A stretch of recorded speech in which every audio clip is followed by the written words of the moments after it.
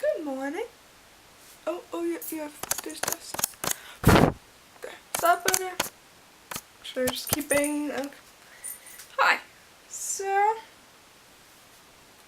yeah, it's kind of a slow Thursday for once today. Yeah, I went to German, had a German quiz, and did ausgezeichnet, hopefully. Yeah, it's really exciting. Look, it's pretty outside. Something that's happening today that's kind of exciting is this guy, Azouz Begag. He's coming to do a lecture. I read this book, in French class, and so I was gonna see if he'll sign it after the lecture. That'd be pretty cool. Also, hopefully within the next week and a half, I will get my charging cable, because when I was in Spain, remember this? I don't know if you've noticed, but I've been filming on my Canon G9 because somewhere in Spain I lost the charger for the Samsung. So it's been dead for quite a while. And so I haven't been able to film with this, and so if this is really jolty, I'm sorry, but it's kind of heavy and so my hand shakes after a while, but hopefully I'll get the charger for this and I'll be able to charge it and we will be back on schedule. Hopefully, that's all I can hope for. And I just want to please you. That's really all I'm here for. To please you and to document my life, because hopefully someone thinks it's interesting. If you ever come to Switzerland, you learn to hate Swiss plugs. Like, hate them. They look exactly like, European plugs, except European plugs are logical in a way. But Swiss plugs are this odd hexagonal shape that doesn't function in. I'm irritated. See, look, they have this shape, and this has this shape, and it like impedes it from fitting. See, it doesn't go all the way, so it doesn't work. And you can only plug it in to plugs which are flush against the wall, which most of them aren't. Most of them are like this. They're oddly sunken in. They're all like that, and there aren't. I don't really know how the plugs are in the wall. Let me see. Ah, see? This one's flush. But isn't that, see, Swiss plugs, aren't they weird? But sometimes you have the 2 and sometimes you have the 3, but they have the 3 just so European stuff, so that if you buy like a Swiss product and it has the 3 prongs, it won't fit in a normal European style plug outlet. Because they're doing that just to be different, just to piss off everyone else. But European prongs, is that right? Prongs? Anyway, prongs, we'll just call them prongs. Or elephants, okay. The Swiss elephants are slightly thinner than European elephants, and so they don't fit. Like, Swiss ones can fit in European ones, because they're slightly thinner, but European ones, being slightly thicker, don't fit in Swiss ones, and it's so irritating. Oh, I hate them so much. There you go. The weird 3-pronged Swiss thing. And it's that weird, hexagonal shape with the sides, and it fits perfectly in their own plugs. But if you were to try to plug this into Europe, it wouldn't work. Although, generally when you buy a converter and stuff, it kind of says Swiss and Europe as one thing, as if they were universal. But no, if you ever come to Switzerland, you learn very quickly that European plugs and Swiss plugs are not created equal. Let me show you something cool about this school.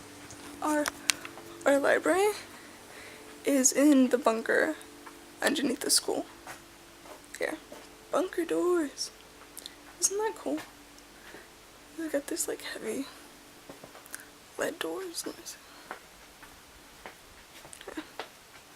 So, it's like huge. That's what she said. And yeah, it's in the bunker. There are tunnels to the outside. Because apparently by Swiss law, they have to have underground bunkers, like World War II style. But here, we have turned it into our library. So, if something happens, we will not necessarily have what to eat besides the glue of the binding and any unfortunate silverfish.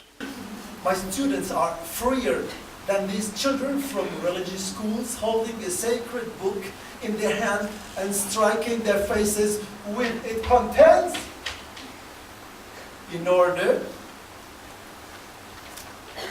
to better graft it onto the brain. My students are freer because I teach them suspicion, subversion, methodological prudence to elude the vice of received ideas or epistemological obstacles and political lies as well. My students maintain their book at a distance from their face and their brain. And it is in the meantime that they can forge their personality. How beautiful is that? That's beautiful. The moon over there. It's kind of blurry. That's just gorgeous. So, Azouz Begag signed my book. Well, signed his book, my copy of his book.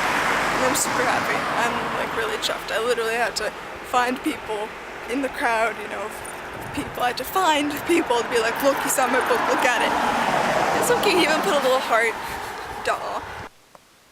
See, look, he signed it. Isn't it cute? He put a little heart. Yeah. It was just a wonderful experience going to this lecture. I didn't think it was going to be, I mean, honestly, I had no idea other than the little, like, bio at the bottom of the book. I didn't know who he was going to be or what he was going to be like. But he was a really nice guy. And I hope he comes back. And he's going to be doing, apparently he's going to be in Tallahassee at, I think, Florida State. And he's going to be doing lectures. So if you go to Florida State or some South Carolina at some point. But anyway, if you're curious where he's going to be, if you're in Tallahassee or South Carolina, you should definitely go to these lectures. Because he is fantastic. He's adorable, he's really cute and really nice. And I like him. And you should like him too. Go to lectures. Be scholarly. Right, it's like 3 layers deep in the internet right now. Because I see this here, and I see it there, which sees it there. Yeah. Yes, I know. It's too much. I'm gonna. I want you to say goodnight. So, because I always Just say good night. I always say goodnight in my vlog. So say goodnight to everyone. Oh, okay. Hey, do I have to address this to the Nev specifically, or? Okay, you know I can't do things succinctly. I'm going to ramble. It's part of the deal when you talk to me. Yes. Okay. Good night. That's it. Fine. I know. Good night. Sorry, my mom.